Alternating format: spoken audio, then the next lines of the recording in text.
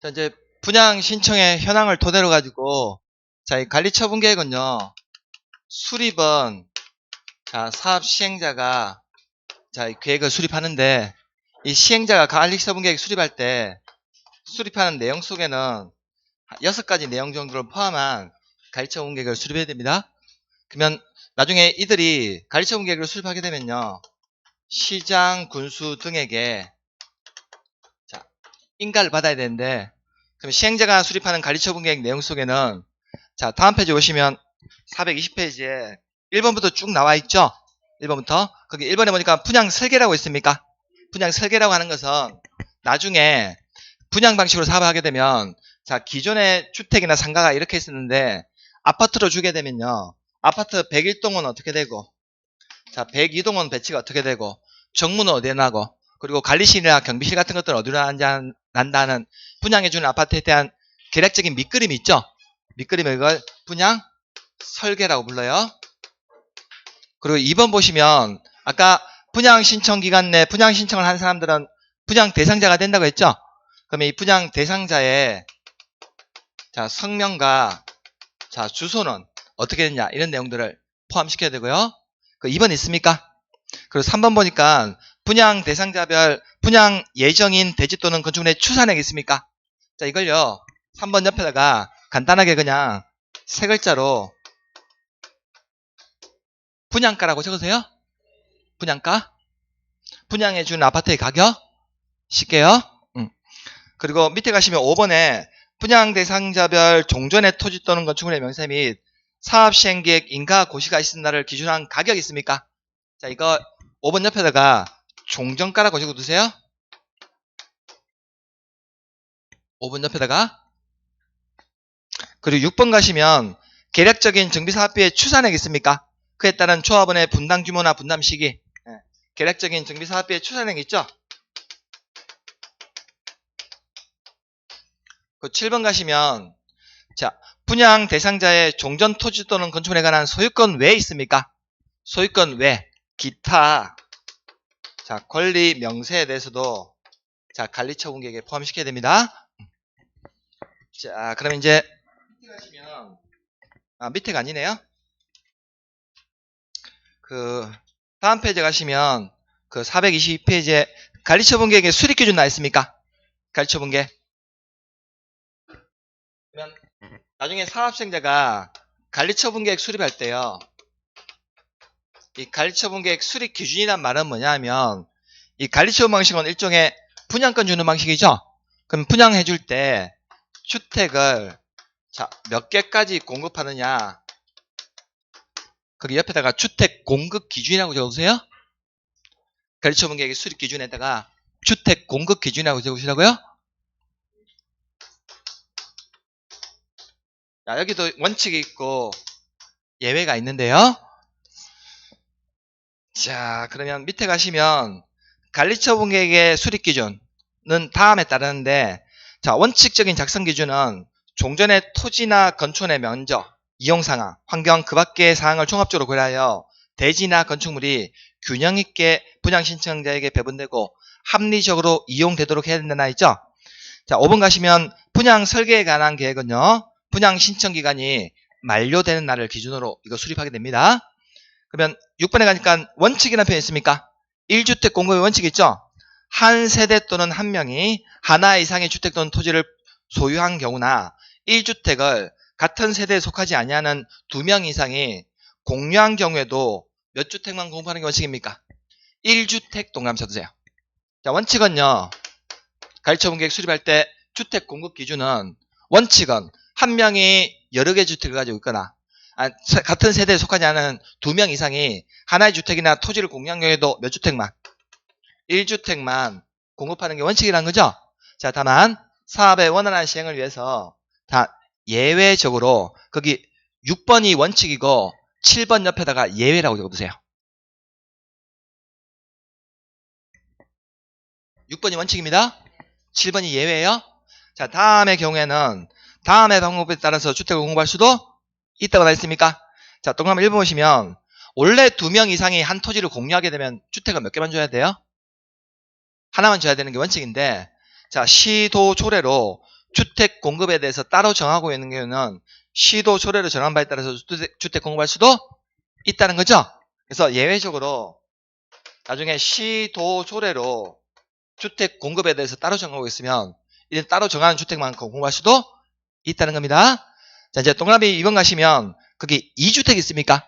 2주택 동그라미 써주세요. 자, 종전 토지 또는 건축물의 명세 및 사업 시행계획 인가 고시가 있은 날을 기준으로 한 가격의 범위나 종전주택의 주거용면에서 2주택을 공급할 수 있고 이 중 1주택은 전용면적을 얼마 이하로만 60제곱미터 이하 미치거든요. 그만 하는데 60제곱미터 이하로 공급받는 1주택은 소유권 이전 고시의 다음 날로부터 3년간은 전매하거나 알선할 수가 없다는 거죠. 자, 그러면 예외적으로 2주택을 공급하는 경우도 있는데, 자, 2주택을 공급하는 경우는 종전주택 가격이나 종전주택 주거용면적 범위에서 자, 2주택을 공급할 수도 있다는 거거든요. 자, 그러면 자, 만일에 여기가 갑이라는 사람이 기존 주택을 가지고 있었는데 이 갑이 가지고 있던 기존 85제곱미터 주택이요. 종전 가격을 사업생자가 관리처분 계획 수립할 때 종전 가격을 3억을 책정해 줬대요. 3억을. 그리고 새 아파트가 저 101동이 지금 85제곱미터인데 이 85제곱미터 아파트를 자, 만일에 5억이다. 5억이다. 그러면 이 갑이라는 사람이 종전 가격은 3억인데 5억짜리 아파트 받으려면 추가적으로 2억을 더 돈을 분담금을 내야 되죠. 그럼 분담금을 더 2억을 더 내게 되면 5억짜리 아파트 하나 받을 수 있죠. 자, 근데 지금 여기 을이라는 사람이 있는데 이 을이라는 사람은 종전주택 가격이 종전주택이 150제곱미터예요. 그래서 150제곱미터라서 이 종전주택 가격을 사업생계가 종전가를 얼마를 책정해 주냐면 7억을 책정해 준 거예요. 7억? 그러면 이 을이라는 사람한테는 종전주택 가격하고 새 아파트 가격 비교해 보니까 어디가 높아? 종전주택 가격이 더 높다는 거죠? 그러면 이 을한테는 자 85제곱미터 5억짜리 아파트 하나 주고 원래는 뭘로 줘야 돼? 현금 2억을 줘야 되거든요. 현금 2억을 청산금으로 줘야 되는데 사업생계가 2억을 주고 싶어요? 안 주고 싶어? 별로 안 주고 싶거든요. 그래서 사업생계가 하나 제안을 해요. 자, 여기다가 60제곱미터 아파트 하나 지을 건데 60제곱미터 아파트 이걸로 대신 2억 대신에 이걸로 주면 안 됩니까? 라고 할 수 있다고요?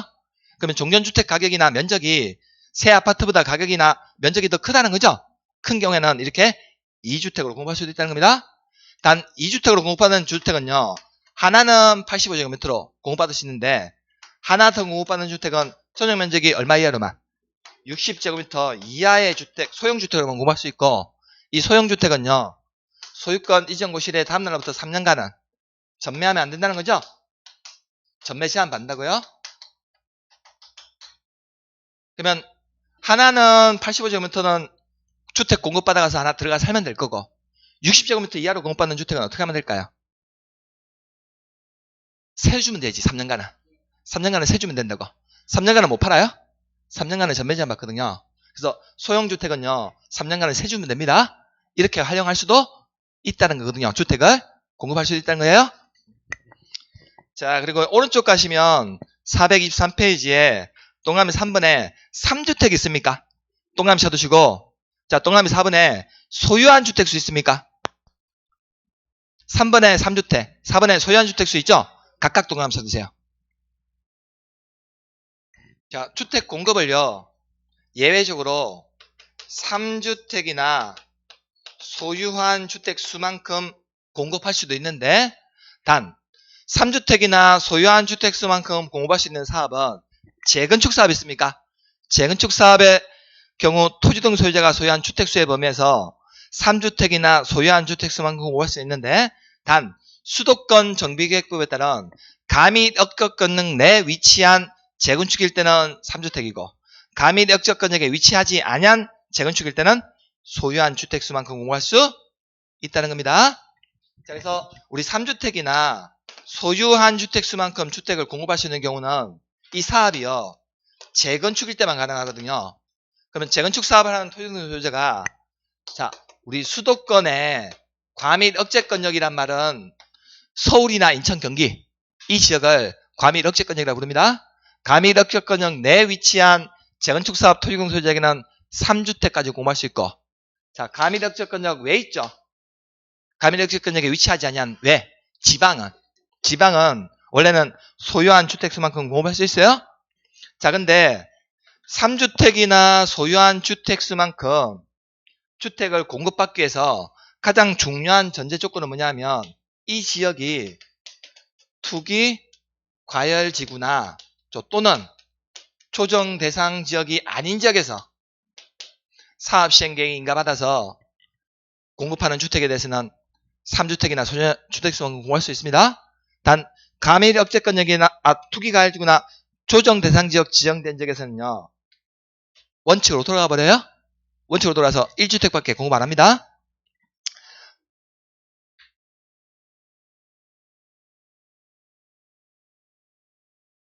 무슨 말씀입니까?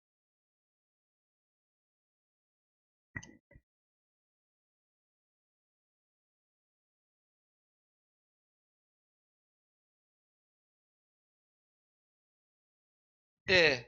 재건축 사업일 때 가밀억제권역에 위치한 서울 같은 데는.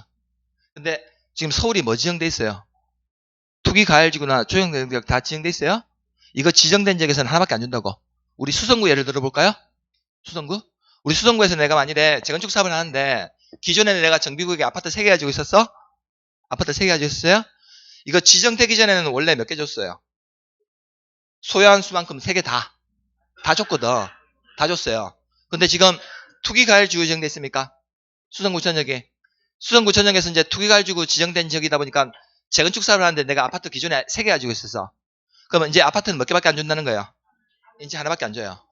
나머지는 다 현금성 해버려요? 돈으로 준다고요. 이제는. 투기가열지구 지정 안 돼 있었으면 원래 3개 다 줬어요. 소유한 수만큼 다 줬는데 대구에서는 이제 투기가열지구로 지정되게 되면 지정된 지역에서는 하나밖에 안 준다고요? 재건축사업 하더라도. 자, 이게 바로 관리처분계획 수립할 때 일반적인 수립 기준으로서 주택을 몇 개까지 공급하는 기준입니다. 주택 공급 기준. 자, 다만 이 일반적인 기준 외에 사업별 따로 별도의 기준도 있는데, 자, 사업별 기준은 약간 우리 책에 좀 뒤에 있거든요. 430페이지 있습니까? 430페이지 살짝 보고 앞으로 갈게요. 그 관리처분 계획의 방법이 있습니까? 관리처분의 방법. 먼저 양갈 1번에 주거환경 개선하고 재개발이 있습니까? 자, 3번 보시면 주거환경 개선이나 재개발 사업은 정비구역의 토지동 소유자에게 분양해야 되는데 단 토지동 소유자 중에서 가로 안에 누구는 제외하고 지상권자는 제외한다는 거죠? 그럼 지상권자는요. 주거환경 개선이나 재개발 사업을 할 때 분양권을 준다 안 준다? 분양권을 안 준다는 겁니다. 토지동 소유자에게만 분양해야 되는데 다 이 중에서 지상권자는 제외돼요. 그럼 바꿔서 해석하면 지상권자는 분양 대상에서 포함한다, 제외시킨다. 그래서 아까 분양 대상에서 제외된 자는 지상권자 얘기하는 겁니다. 자, 그리고 오른쪽 가시면 거기 재건축 있습니까? 우리 주거환경 개선 재개발 재건축은요. 일반적인 관리처분계획 수립하는 기준은 이 법에 따른 주택 공급 기준에 맞춰서 주택을 공급해야 되는데 단 재건축 사업은 자, 만일에 초합원 전원의 동의를 받게 되면 주택 공급 기준을 따로 정할 수도 있다는 거죠. 재건축만 그래요. 그래서 재건축은요. 초합원 전원의 동의를 받게 되면 우리 법에서 정해진 주택 공급 기준에 따르는 것이 아니라 별도의 기준을 따로 정할 수도 있다는 거죠. 단 주거환경 개선이나 재개발은 이 기준에 맞춰서 해야 되는데 재건축은 초합원 전원을 동의받게 되면 이 기준을 따로 정할 수도 있다는 겁니다. 재건축만 그래요. 재개발하고 주거환경 개선은 상관없습니다. 자, 그러면 앞으로 오셔가지고 424페이지에 박스 5번 있습니까? 관리처분계획의 공람 인가 절차. 자, 그러면 이 관리처분계획 수립권자는요. 시행자가 수립하는데 시행자가 수립할 때 관리처분계획 내용 속에는 이 6가지 내용을 포함한 관리처분계획 수립해야 되고 그럼 관리처분계획 수립할 때 수립하는 기준은 일반적인 기준은 주택 공급 기준에 맞춰가지고 주택을 몇 개까지 공급하는 이 기준까지만 해가지고 관리처분계획 수립하게 되면 이 수립권자들은 관리처분계획 수립하면요. 인가받기 전에 자 먼저 주민들에게 30일 이상 자 공람하여 의견을 드려야 됩니다. 자 밑에 보니까 거기 공람 및 의견 청취 있습니까? 사업시행자는 관리처분 인가 신청하기 전에 관계 서류의 사본을 30일 이상 토지 등 소유자에게 공람하여 의견 드려야 된다는 거죠. 그러면 시장구수 등은요. 시행자의 관리처분 계획 인가 신청이 있게 되면 30일 이내에 인가 여부를 결정해서 사업시행자에게 통보해줘야 됩니다. 그러면 사업시행자가 관리처분 계획 수립할 때 토지 등 소유자에게 30일 이상 공람해야 되고 그러면 신청받게 되면 시장구수 등은요. 인가 여부에 대해서 30일 내 여부를 통보를 해줘야 됩니다. 여긴 다 30일이에요? 30일 공람하고 30일 내에 다 통보를 해줘야 된다고요? 자, 그럼 이제 밑에 가시면 관리처분 계획의 타당성 검증 용서 있습니까? 자, 시장구수 등은 아래에 해당하는 경우 자, 공공기관에다가 관리처분 계획의 타당성 검증을 자, 요청해야 되는데 이 경우 시장구수 등은 검증 비용을 사업시행자에게 부담하게 할 수도 있다는 겁니다.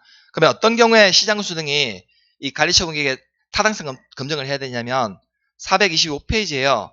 사업비가 10% 이상 늘어나거나 아니면 초합원별 분담금 추산 총액이 자 100분의 20이 이상이 되거나 초합원 5분의 1 이상이 관리처분 계획 신청 있는 날부터 15일 이내 타당성 검증을 요청했다는 거죠.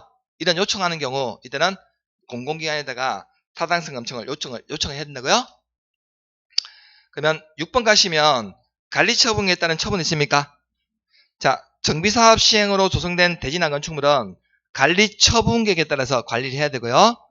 정비사업 시행으로 건설된 건축물은 인가받은 관리처분 계획에 따라서 토지 등 소유자에게 공급해야 되는데 단 우리 정비사업 중에서 그 재개발 사업 있죠? 재개발 사업은요. 나중에 사업 시행하게 되면 임대주택을 의무적으로 건설해야 되거든요. 그러면 만약에 조합이 재개발 사업을 할 때 임대주택을 의무적으로 건설하게 되면 나중에 임대주택 건설하고 나서 자 이걸 인수를 해달라고 우선적으로 시도지사나 시장, 군수, 구청장에게 인수를 요청할 수 있거든요. 근데 이들이 이 임대주택을 초합이 건설하고 나서 인수해달라고 요청하게 되면 이들이 인수할 돈이 없어요.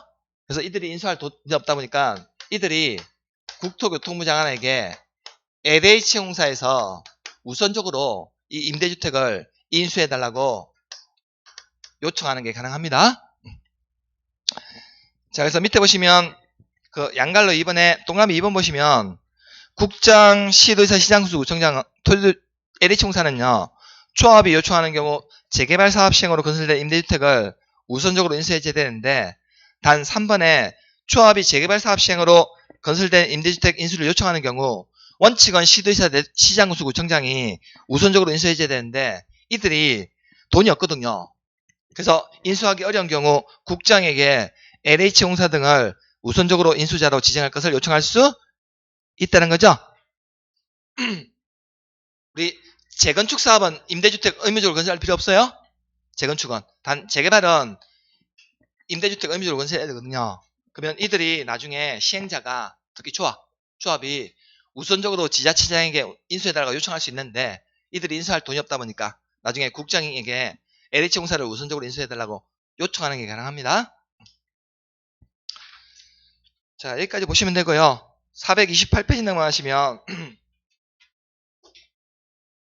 거기 파란색 8번에 건축물의 사용 수익의 중지 및 철거 있습니까?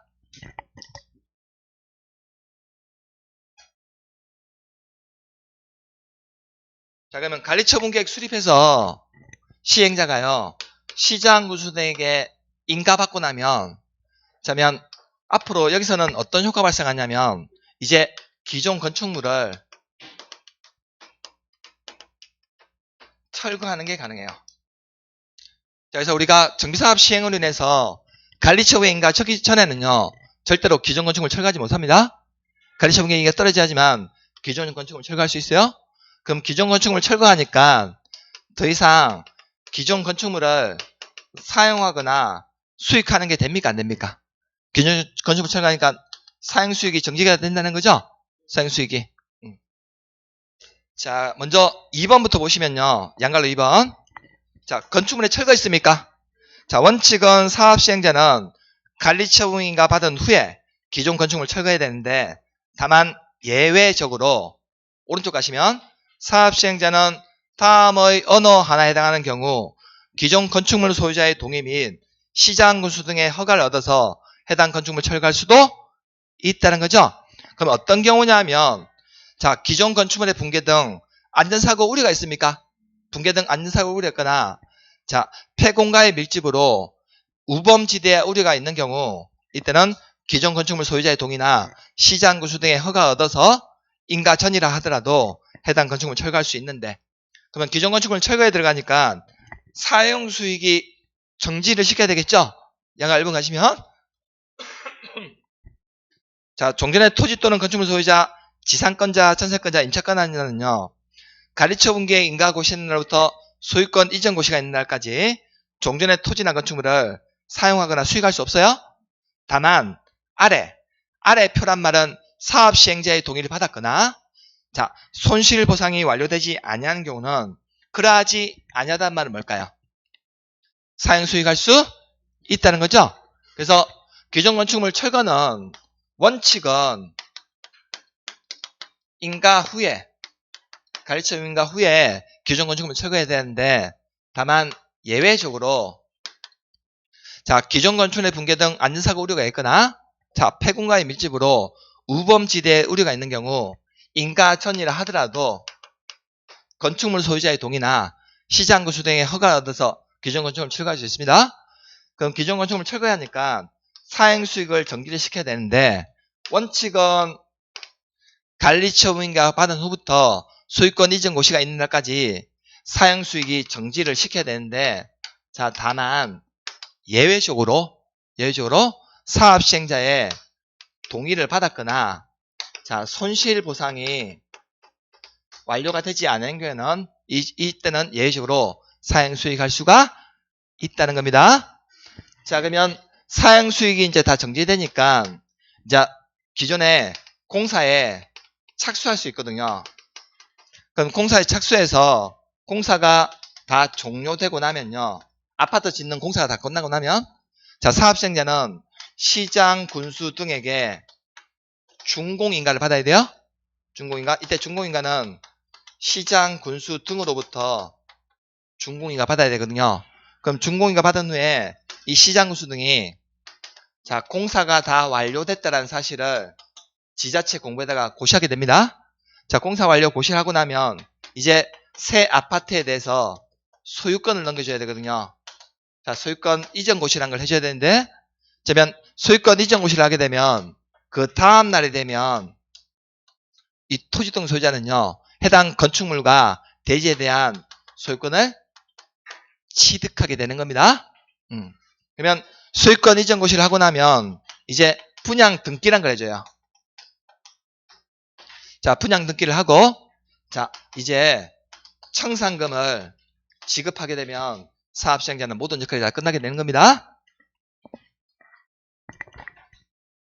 자, 그 내용이 어디에 있냐면요, 저기 432페이지 가시면 공사 완료에 따른 조치라고 나와 있을 텐데, 자, 박스 1번에 준공인가라고 나와 있습니까? 자, 시장군수 등이 아닌 사업시행자가 정비사업에 관한 공사를 완료하게 되면, 자, 시장군수 등에게 준공인가 받아야 되는데, 자, 다만 준공인가 신청을 받은 시장군수 등은요, 지체 없이 준공검사를 실시해야 되는데, 다만 효율적 준공검사를 위해서 공공기관이나 연구기관 등의 준공검사 실시를 의뢰할 수 있다고 나와 있죠. 단 우리 시장군수 등이 아닌 사업시행자는 시장군수 등에게 준공인가 받아야 되는데, 단 LH공사가 자체 법률에 따라서 준공인가를 처리하게 되면 자체적으로 준공인가 처리했다는 사실을 시장군수 등에게 통보만 해주면 됩니다. 자면 양가로 3번 가시면 시장군수 등은 준공검사 실시한 경우가 정비사업이 인가받은 사업시행계획대로 완료됐다고 인정되는 때 준공인가하고 공사 완료를 해당 지자체 공부에다가 고시한다는 거죠.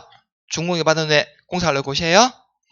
다만 준공인가 하기 전이라도 단 완공된 건축물이 사용에 지장이 없다고 인정하면 입주 예정자가 완공된 건축물을 사용할 수 있도록 사업시행자한테 허가할 수는 있다는 겁니다. 인가전이야 하더라도. 그러면 433페이지 가시면 그러면 정비구역 지정은요.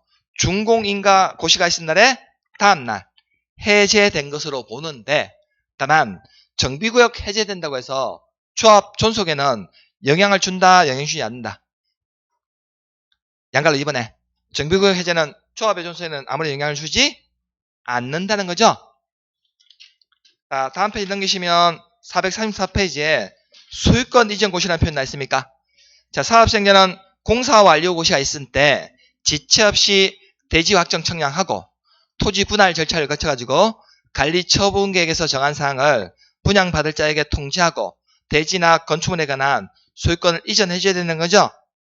그러면 이전 고시와 소유권 취득에서 양갈로 2번에 자, 두 번째 줄 마지막에 보시면 이 경우 대지 또는 건축물을 분양받을 자는 소유권 이전 고시가 있은 날에 다음날 그 대지 또는 건축물에 관한 소유권을 취득한다고 했습니까?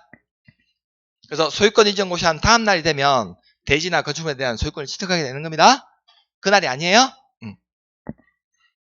자, 그러면 그 435페이지에 이전 등기라고 있습니까? 그럼 사업시행자는 이전 고시가 있을 때 지체 없이 대지 및 건축물에 관한 등기를 지방법원이나 등기소에 촉탁하거나 단독 신청해야 됩니다. 그러면 양갈 2번에 정비사업에 관해서 이전 고시가 있은 날부터 소유권 이전 등기가 있는 날까지는 일체 저당권 등 다른 등기는 절대 하지 못해요. 자, 436페이지 가시면 청산금이라는 표현 나 있습니까? 이제 분양 등기까지 해주고 나면 청산의 문제가 발생하거든요. 청산. 자면 대지 또는 건축물을 분양받을 자와 종전에 소유하고 있던 토지 건축물 가격 사이에 차이가 있다는 거죠. 그럼 사업시행자는 소유권 이전 고시가 있은 후에 그 차액에 상당한 금액을 분양받은 자로부터 징수하거나 분양받은 자에게 지급을 해줘야 된다는 거죠. 그래서 만일에 종전에 내가 가지고 있던 종전주택이 새 아파트보다 만일에 가격이 낮아요? 새 아파트보다 3억인데 분양가는 5억이라고요? 그러면 이 갑한테는 사업시행자가 청산금을 나중에 징수를 할까요? 지급을 해야 될까요? 2억을 더 분담금으로 징수를 해야 될 거고 청산금을. 자, 만일에 자, 을이라는 사람이 150제곱미터 가지고 있는데 종전주택 가격이 7억인데 새 아파트는 5억밖에 안 돼요? 그러면 나중에 사업시행자가 소유권 인정 고시하고 나면 이 을에게는 원래는 청산금 2억을 지급을 해야 되거든. 근데 청산금 2억을 지급해 주기 싫으니까 사업시행자가 관리처분계획 수립할 때 청산금 대신에 뭘로 줘? 아파트를 하나 더 준다고요? 60세부터 이하의 소형주택으로 하나 더 공급할 수 있다고? 관리처분계획 수립할 때요? 그래서 청산금을 징수하거나 지급을 해야 되는데 다만 사업시행자는 정관 등에서 분할 징수나 분할 지급을 정하고 있거나 총회 의결을 거쳐 따로 정한 경우에는 관리처분인가 후부터 소유권 이전 고시가 있는 날까지 분할 징수하거나 분할 지급할 수도 있다는 거죠. 자, 양갈로 이번에 동그라미 3번 가시면 강제 징수 있습니까?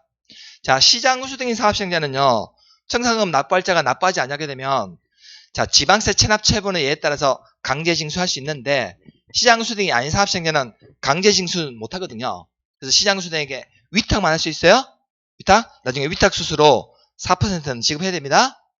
자, 이 정비사업으로 인한 발생한 청산금도 소멸시효가 있는데 청산금을 지급받을 권리나 징수할 권리는요. 소유권 이전 고시의 다음 날로부터 거기 5년 동안 하면서 쓰세요. 행사하지 않게 되면 시효로 소멸하게 됩니다. 자, 그래서 우리 도시개발법이든 정비법이든 청산금의 문제가 발생하는데 청산금의 소멸시효는 둘 다 5년이에요. 단 정비법에 따른 청산금 소멸시효는 소유권 이전 고시의 다음 날부터 5년? 다음 날부터 5년입니다. 자, 양가로 4번에 저당권의 물상대회라고 나 있습니까? 자, 이 저당권의 물상대회는요, 왜 발생하는 문제냐면, 자, 지금 이 갑이라는 사람이 아까 관리처분계획 수립하기 전에 분양 신청을 했는데, 이 사람은 분양 신청을 하지 않냐겠다고 했어요? 분양 신청을. 그러면 이 분양 신청을 하지 않냐겠다라고 했으면 이 갑에 대해서는 청산금 받게 되거든요. 청산금. 근데 이 갑의 토지에 자 A라고 하는 사람이 자 기존에 저당권을 설정하고 있었어요. 저당권. 그럼 이 저당권자는요, 이 갑이라는 사람이 분양 신청을 하지 않아야 돼서 그럼 청산금을 만약에 받으려고 하면 이 A는요, 저당권자는 이 갑이 청산금을 지급받은 후에 아니면 전에 압류 절차를 언제 거쳐야 될까요? 청산금 지급하기 전에, 사업생계가 갑한테 청산금 지급하기 전에 압류 절차 거쳐야 됩니다. 그래야지만 기존 갑의 토지에 설정되어 있던 저당권이 청산금이라고 하는 돈으로 옮겨가게 되죠. 자, 이걸 우리 민법에서 전문용어로 물상대리라 배우셨습니까? 기존 부동산에 설정되어 있던 저당권이 갑이 받게 되는 돈으로 옮겨간다고. 이걸 물상대리라 배우셨나요? 민법에서. 그래야지만 물상대리가 이루어져요. 그래서 이 갑이, 사업시행자가 갑에게 청산금을 지급하기 전에 이 A 저당권자는 압류절차 거쳐야 됩니다. 그래야지만 물상대리가 이루어진다고요. 그래서 정비구역에 있는 토지 또는 건축물에 저당권을 설정한 권리자는 사업시행자가 저당권이 설정된 토지나 건축물 소유자에게 청산금을 지급하기 전에 압류 절차를 거쳐서 저당권을 행사할 수 있죠. 그래야지만 물상대리가 이루어진다고요. 자, 여기가 우리 정비법에서 관리처분계획 인가받은 후에 이제 공사 완료 조치까지 해서 나온 내용들이고요. 자, 우리 그 437페이지에 비용부담 있죠? 비용부담 파트는 우리 시험에서 잘 안 나옵니다. 이 파트부터 해서 쭉 뒤에까지는 잘 안 나오고요.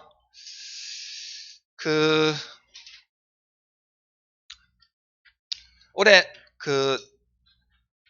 정비법 파트 있죠? 시험 치기 전까지 아마 이 파트가 좀 많이 개정이 예정돼 있어요. 지금 그 윤석열 정부 들어서고 나서 취임하자마자 많이 손볼 수 있는 파트가 이 파트거든요. 정비법 파트. 올해 많이 손댈 것 같은 예상이 드니까 나중에 시험 치기 전에 혹시나 개정된 내용 있으면 다시 좀 알려드릴게요. 내용에 대해서는. 오늘 매일 정리 문제 5번 문제 있습니까?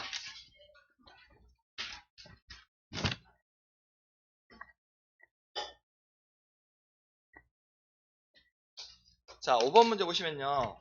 자, 관리처분 계획 등에 관한 설명으로 옳은 거죠?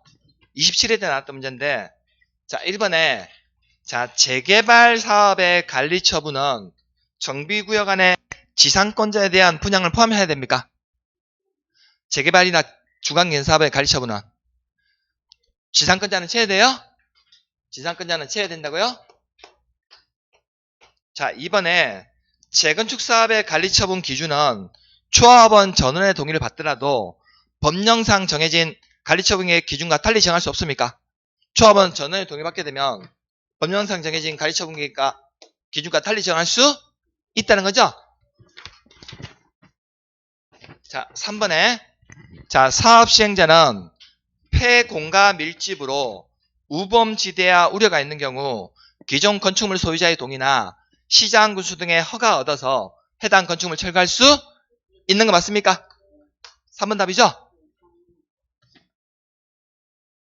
자, 4번에 관리처분계획 인가고시가 있을 때 종전 토지의 임차권자가 사업시행자 동의 받았습니까? 지상권자, 전세권자, 임차권자는 사업시행자의 동의를 받더라도 소유권 이전고시가 있는 날까지 종전 토지를 수용할 수? 원래는 사용수익이 안 되는데 원래는 기존 건축물 철거하다 보니까 원칙은 사용수익이 정지가 안 되는데 사업시행자의 동의를 받았거나 손실보상이 완료되지 아니하게 되면 예외적으로 사용수익할 수 있다는 거죠. 자, 5번에 사업시행자는 정비사업 시행으로 건설된 건축물을 인가받은 사업시행계획이 아니라 관리처분계획이에요. 인가받은 관리처분계획에 따라서 토지 등 소유자에게 공급해야 된다고요? 5번 같은 질문 참 어려운 질문이에요. 우리가 관리처분계획이란 말은 결국 주택을 어떻게 분양해 줄 건가 하는 계획이죠. 그래서 나중에 건설된 건축물에 대해서는 어떤 계획에 따라서 주택을 공급해야 돼? 관리처분계획에 따라서 공급해야 됩니다. 관리처분계획에 따라서 주택을 공급해야 된다고요? 사업시행계획이 아니라 관리처분계획에 따라 공급해야 된다고요? 자, 뒤에 파트는 잘 안 나오고요. 자, 다음 주에 건축법 있죠? 다음 주에 건축법 진도 좀 빨리 빼서 다 나가도록 할게요. 다음 주에 건축법 나가고 그 다음 주에는 주택법을까지 나가려고 계획 중입니다. 고생하셨고요. 네. 건강관리 잘 하시고 다음 주에 건강하게 뵙도록 하겠습니다. 고생하셨습니다.